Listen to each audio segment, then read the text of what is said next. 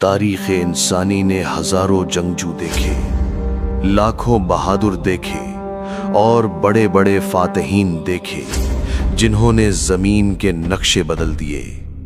سکندر اعظم ہو یا چنگیز خان، ان کی تلواریں خون تو بہا سکتی تھیں مگر دلوں کو فتح نہیں کر سکتی تھیں۔ لیکن ریگستان عرب کی تپتی ہوئی ریت سے ایک ایسی ہستی ابھری جس کی شجاعت کا لوہا صرف زمین والوں نے نہیں بلکہ آسمان والوں نے بھی مانا۔ ایک ایسا بہادر جس کی تلوار ذوالفقار جب میان سے نکلتی تھی تو باطل کے بڑے بڑے سرداروں کے سانس رک جاتے تھے۔ ایک ایسا حکمران جس کے پاس دنیا کی دولت قدموں میں تھی مگر اس نے جو کی روٹی کو ترجیح دی۔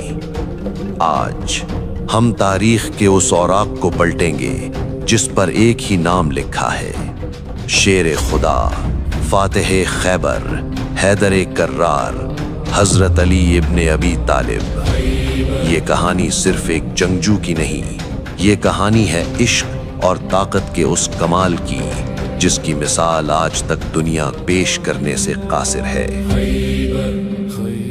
مکہ کی وادی جہاں ہر طرف بتوں کی پوجا ہوتی تھی، وہیں 13 رجب کو ایک ایسا بچہ دنیا میں آیا جس نے اپنی پیشانی کبھی کسی بت کے سامنے نہیں جھکائی۔ شاید یہی وجہ ہے کہ تاریخ انہیں کرم اللہ وجہہ لکھتی ہے، یعنی وہ چہرہ جسے اللہ نے بزرگ و برتر کر دیا۔ آپ کی پرورش کسی عام گھرانے میں نہیں ہوئی بلکہ آپ کی تربیت براہ راست نبی کریم صلی اللہ علیہ وسلم کی گود میں ہوئی۔ ذرا سوچیں، جس کا مربی اور استاد خود رسول خدا ہو اس کا کردار کیسا ہوگا؟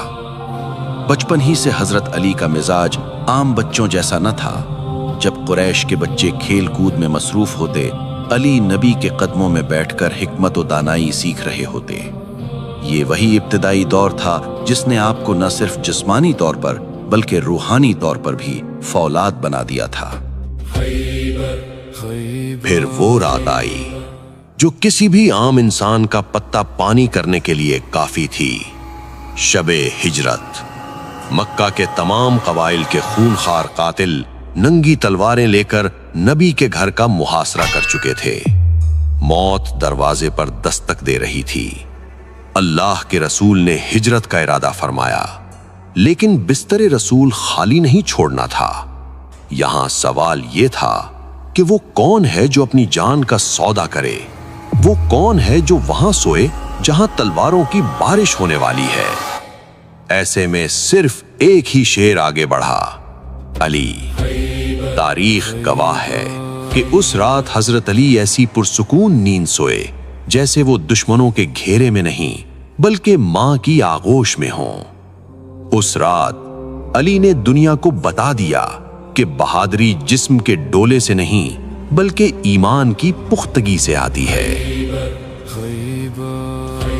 وقت گزرتا گیا اور اسلام کے خلاف سازشیں بڑھتی گئیں۔ سن 5 ہجری غزوہ خندق کا مقام۔ مدینہ کے گرد خندق کھدی ہوئی تھی اور کفار کا سب سے بڑا پہلوان عمرو بن عبد ود خندق پھلانگ کر مسلمانوں کو للکار رہا تھا۔ یہ وہ پہلوان تھا جسے 1000 سواروں کے برابر سمجھا جاتا تھا۔ اس کی آواز گرج رہی تھی، ہے کوئی جو مجھ سے لڑے؟ ہے کوئی جو جنت میں جانا چاہتا ہو؟ صحابہ میں خاموشی چھا گئی۔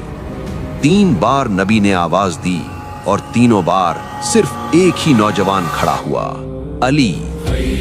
جب علی میدان میں گئے تو دھول اڑی، تلواروں کی جھنکار سنائی دی اور پھر فضا میں صرف ایک نعرہ گونجا، اللہ اکبر۔ عمرو بن عبد ود کا سر زمین پر تھا اور علی کی تلوار فضا میں۔ نبی کریم نے فرمایا، آج کل کا کل ایمان کل کے کل کفر کے مقابلے پر ہے۔ لیکن حضرت علی کی شجاعت کا سب سے بڑا امتحان ابھی باقی تھا۔ سن 7 ہجری، مقام خیبر۔ یہ یہودیوں کا وہ قلعہ تھا جو لوہے اور پتھر کا پہاڑ معلوم ہوتا تھا۔ مسلسل کئی دن تک لشکر اسلام قلعہ فتح کرنے کی کوشش کرتا رہا مگر ناکامی ہوئی۔ فوجیں تھک چکی تھیں، امیدیں دم توڑ رہی تھیں۔ پھر وہ تاریخی اعلان ہوا جس نے جنگ کا پاسا پلٹ دیا۔ رسول خدا نے فرمایا، کل میں یہ جھنڈا اس شخص کو دوں گا جو اللہ اور رسول سے محبت کرتا ہے اور اللہ اور رسول اس سے محبت کرتے ہیں۔ اگلی صبح علم حضرت علی کے ہاتھ میں تھا۔ آپ کی آنکھوں میں آشوب یعنی تکلیف تھی۔ نبی نے اپنا لعاب دہن لگایا اور پھر علی طوفان بن کر خیبر پر ٹوٹ پڑے۔ مرحب جیسا دیو ہیکل جنگجو ایک ہی وار میں کاٹ دیا گیا۔ اور پھر تاریخ نے وہ منظر دیکھا جو عقل تسلیم کرنے سے انکاری ہے۔ جنگ کی شدت میں آپ کی ڈھال گر گئی تو آپ نے قلعہ خیبر کا وہ بھاری آہنی دروازہ جسے 40 آدمی مل کر ہلاتے تھے اپنے ننگے ہاتھوں سے اکھاڑ دیا اور اسے ڈھال بنا کر جنگ لڑتے رہے۔ یہ جسمانی طاقت نہیں تھی، یہ وہ روحانی قوت تھی جسے ید اللہ کہا جاتا ہے۔ مگر ٹھہریے، اگر آپ سمجھتے ہیں کہ علی صرف بازو کی طاقت کا نام ہے تو آپ نے علی کو ادھورا پہچانا ہے۔ علی تلوار بھی ہیں اور قلم بھی، علی جلال بھی ہیں اور جمال بھی۔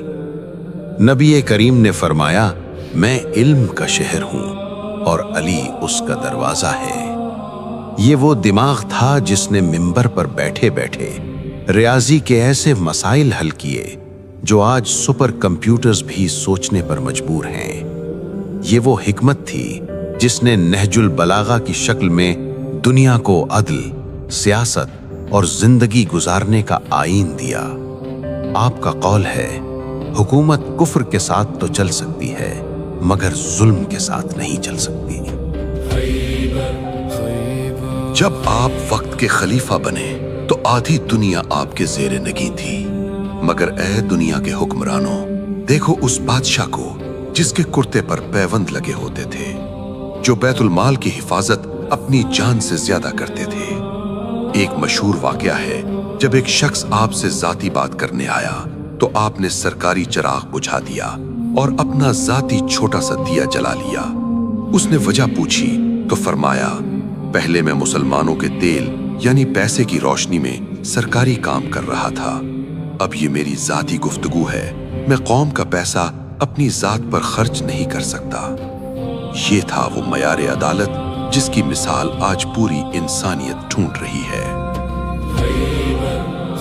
حضرت علی کا ذکر کسی خاص دن یا تاریخ کا محتاج نہیں، چاہے 13 رجب کی نسبت ہو یا سال کا کوئی بھی لمحہ، ہم اس عظیم کردار کو یاد کر رہے ہیں جس نے ہمیں بتایا کہ بہادری ظلم کرنے میں نہیں بلکہ مظلوم کا ساتھ دینے میں ہے، طاقت کمزور کو دبانے میں نہیں بلکہ گرے ہوئے کو اٹھانے میں ہے۔ چاہے خیبر کا میدان ہو یا کوفہ کی مسجد، علی کا کردار رہتی دنیا تک حق اور سچ کا استعارہ رہے گا۔ سلام ہو شیر خدا پر۔ اگر آپ کو شیر خدا کی یہ ایمان افروز داستان پسند آئی تو ویڈیو کو لائک کریں اور کمنٹ میں سبحان اللہ یا اپنی عقیدت کا اظہار ضرور کریں۔